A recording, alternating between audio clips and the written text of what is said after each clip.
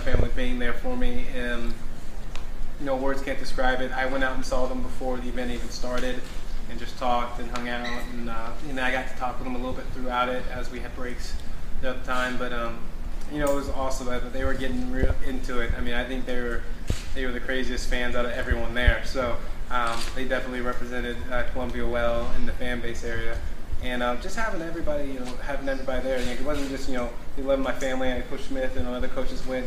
And just knowing that the whole system of my life and everyone that's been a part of it, especially a major part of it, even my old coach Mike Ironman was there in my corner for the whole thing.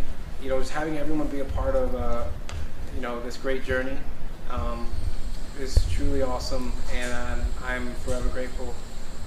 Jay, can you walk us through the last 2 minutes of the match, kind of what you were feeling when you did the challenge flag or challenge, whatever that thing was? Well, when I did the challenge flag, I knew it was 2. It's just like in any style, it's 2. You know what I mean? Even in Greco-Roman, you're not allowed to touch the legs and I'll give you 2 for it. It's just, I wasn't really too scared on that. I truly felt that it was 2 and it should have been 2 right off the bat. But it's just another thing we had to go through, or I had to go through. The last 2 minutes of the match, I felt that I was actually attacking more. I was coming forward, and I got put on the passivity clock, which means I got to score in 30 seconds or less. And if I don't, he gets a point. And then we got into a scramble with about 4 or 5 seconds left on the clock. So then the refs let it continue, because if someone's in the opportunity to score, the wrestling continues, which is why, even though the clock struck 0 on the passivity clock, I was able to continue to wrestle. But I truly, I look at the video and I look at it and I see other people look at it. He's on his butt. I have both legs. I even step over his leg at one point with the leg he has. People want to, say that, oh, it wasn't 2 and this. Like I said, I read everything, so I know what people have to say about it. But at the end of the day, when all said and done, they can have the complaints and they can say what they want to say. And this is no disrespect, but I have the bronze medal. So, and I took it home and I have it. And there's no way I'm going to let it go because someone's opinion doesn't like the way that the way things went.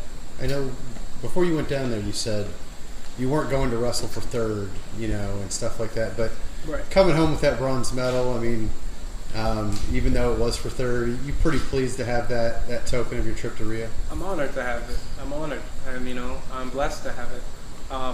When I say these things, and it's just like, and I've said this before too, when I say something, it's truly what I believe. Whether it happens or not, that doesn't take anything away from the belief that I have in myself and what I want to do. I was training for a gold medal. I don't think we train for anything less. I don't think Coach Smith has us training as Missouri Tigers on the team to train to take 6th place or top 10 as a wrestling team, at the national tournament. That's not what we do. We train to be the best that we could possibly be. And the best I feel like I could possibly be is a gold medal, and that's what I went there to do. And in doing that, and pushing myself to train for a gold medal, and whenever I didn't get there, I was already trained to go for the bronze. So I had already pushed myself to the limit, to push myself as hard as I needed to go, because I've already done that, because I've been training to get somewhere else the whole time, somewhere further. And since I didn't get there, I was already ready, prepared to go for what I needed and do what needed to be done.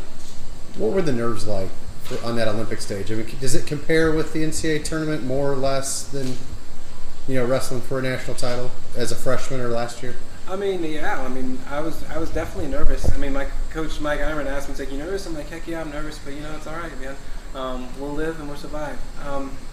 I think a couple things really passed through my mind whenever I was sitting in the tunnels. It was just like, and this is kind of how I psyched myself up. It's like nerves and being afraid and being fearful.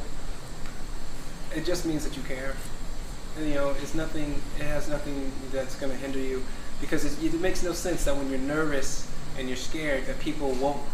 They say, "Well, I'm not going to do as much or do what I need to do, so this doesn't happen." But if you don't do anything, you won't get to where you need to go. So instead, I just told myself, "Hey, give everything you got. You might as well." And I just convinced myself that it just means that you care and you're willing to do whatever it takes to get where you want to go. And I believe for the most part, I wrestled with more confidence than I ever had, to be honest with you. Just in accepting that, I accepted that fact that you can lose, you're capable of losing, but it made me try that much harder, since I already knew that I could lose, but it doesn't mean I can't win though.